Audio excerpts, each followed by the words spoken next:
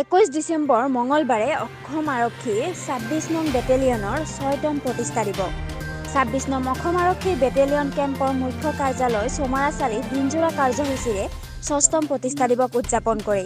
মুখ্য অতিথি হিচাপে উপস্থিত থাকে অসম আৰক্ষীৰ বিশেষ আৰক্ষী সঞ্চালক ডা LR বিষ্ণু। বিভিন্ন ধৰণৰ সাংস্কৃতিক নৃত্য প্ৰদৰ্শন কৰে স্থানীয় বিভিন্ন নৃত্য গোষ্ঠীয়ে। 26th IR battalion 6th regiment আছে আজি মই ইয়াতে উপস্থিত হৈ আনন্দিত হৈছোঁ। নতুন বাটালিয়ন 5 বছৰ কমপ্লিট হৈছে, 6 year কমপ্লিট হৈছে। এতিয়া বহুত কিছুমান কাম কৰিব বাকী আছে। এতিয়া মই গোটেই যিমান আমাৰ 270 বিঘা মাটি আছে গোটেই মাটি চাম আৰু আমাৰ যে প্ৰজেক্ট আছে কিমান আগবাঢ়িছে মই চাই ল'ম।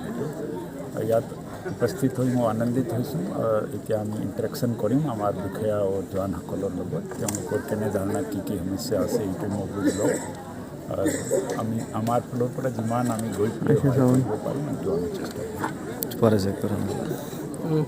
যিহেতু অসমীয়া কালে সীমান্তৱৰ্তী হয়, এইটো সময়ত কোনো ধৰণৰ অসুবিধাৰ সন্মুখীন হয় নেকি আমাৰ কমিউনিকেশ্যন অলপ আৰম্ভণিত আপুনি দেখিছে সমস্যা আছিলে, তাৰপিছত আমাৰ গায়কসকল সহায় কৰি পেলাই ৰাস্তা বনাইছিলে।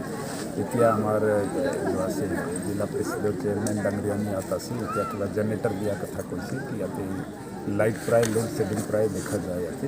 তো বাইজু জেনেৰেটৰ দিব 6 kV এইটো কৰিলে আমাৰ কাৰণে আৰু ভাল হ'ব। লাহে লাহে যিমান আছে প্ৰজেক্ট কাম কৰিব, এইটো কাম চলি থাকিব আৰু 4-5 বছৰৰ ভিতৰত আপুনি এইটো বেটালিয়নৰ নতুন ৰূপ দেখিব। স্যাৰ, ইয়াত দেখা গৈছে যে বিভিন্ন সমস্যাৰে ভাৰাক্ৰান্ত, যিহেতু ইয়াত মানে নিশ্চয় গম পাইছে নতুনকৈ প্ৰতিষ্ঠিত এটা বেটেলিয়ন হয়।